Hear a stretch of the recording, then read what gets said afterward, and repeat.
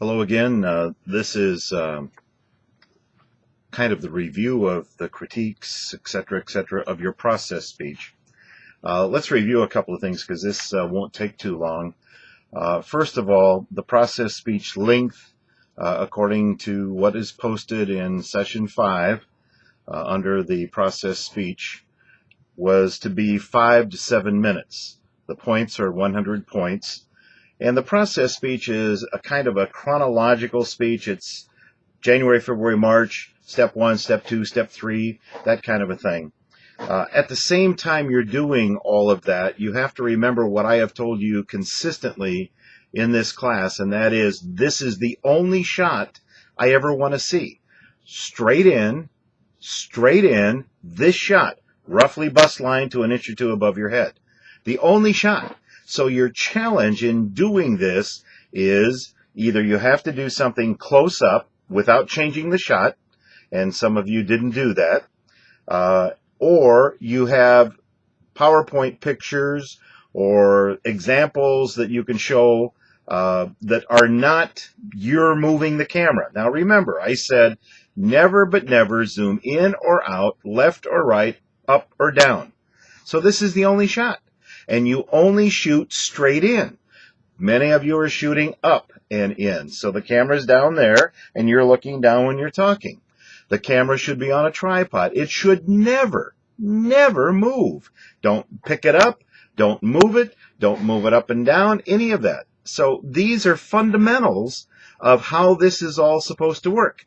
Visuals were optional. However, you could have taken some pictures with your cell phone, put it together in a kind of PowerPoint thing, and then send me a copy of the PowerPoint, and I would look at that, and you could use that to illustrate what you were talking about.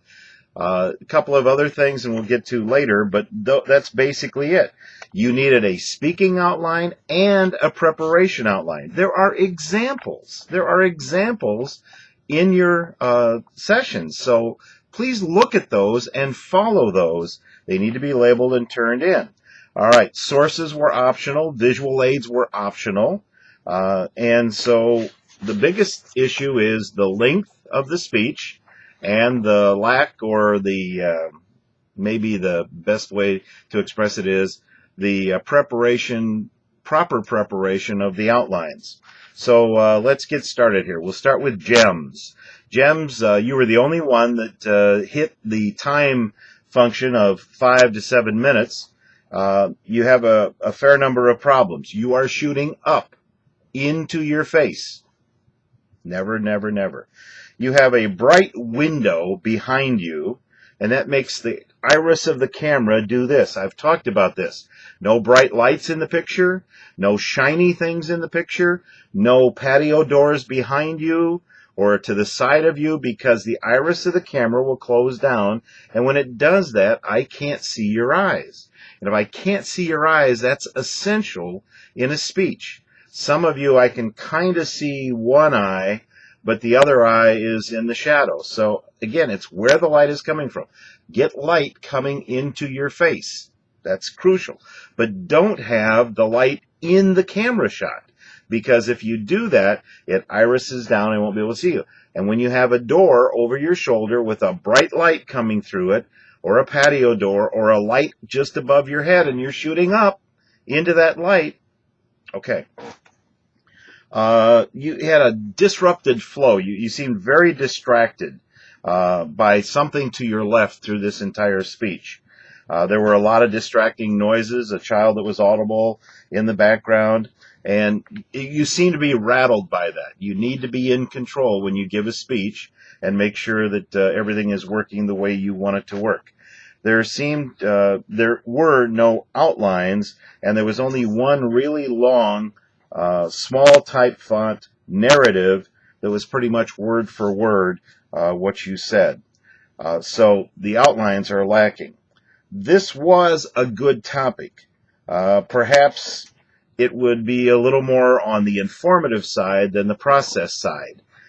You tried to turn it into, well, first this happens, and sometimes you wonder why that happens, because, that kind of thing.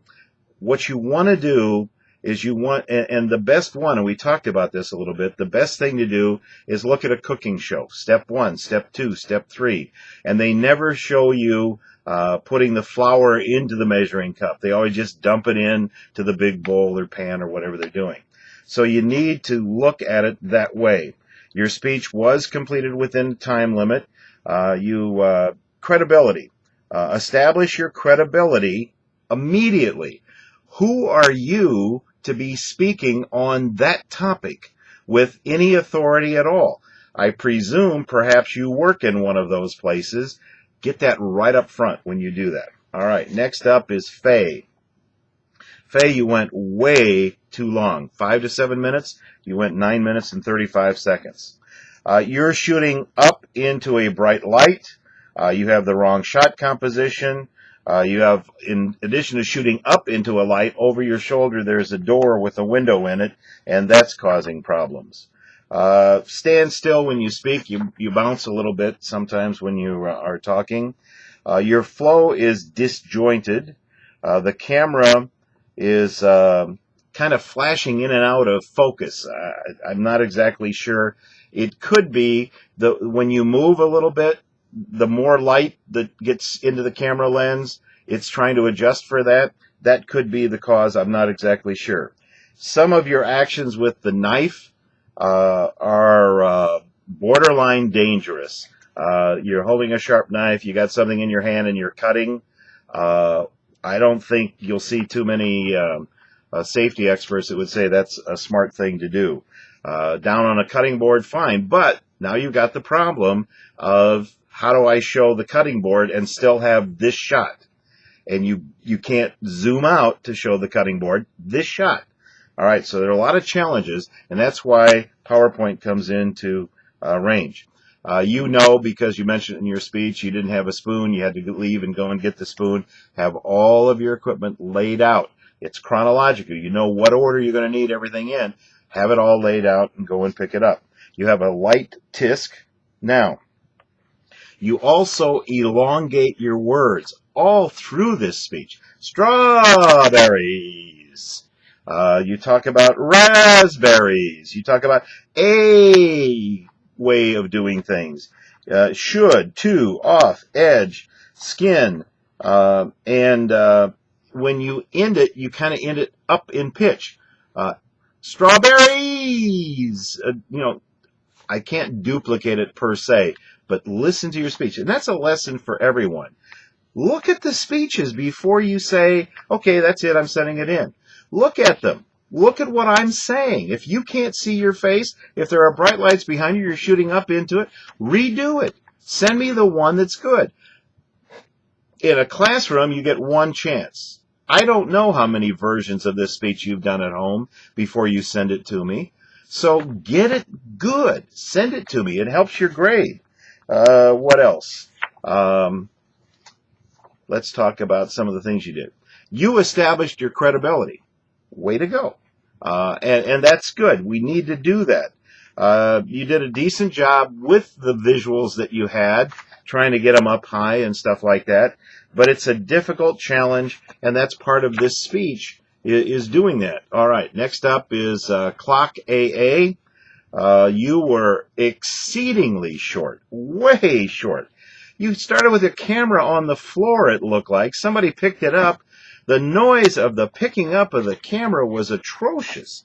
Atrocious noise coming into that. And then you're shooting up. You're in a room that's got bright lights behind you. You were very hard to see. Let me give you a little hint, especially since this speech was way out of the realm of anything we would normally see. Wear a belt. Do you know how many times you tucked up your shorts while you were moving around? It's distracting. You shouldn't do that. All right. Wrong audience shot.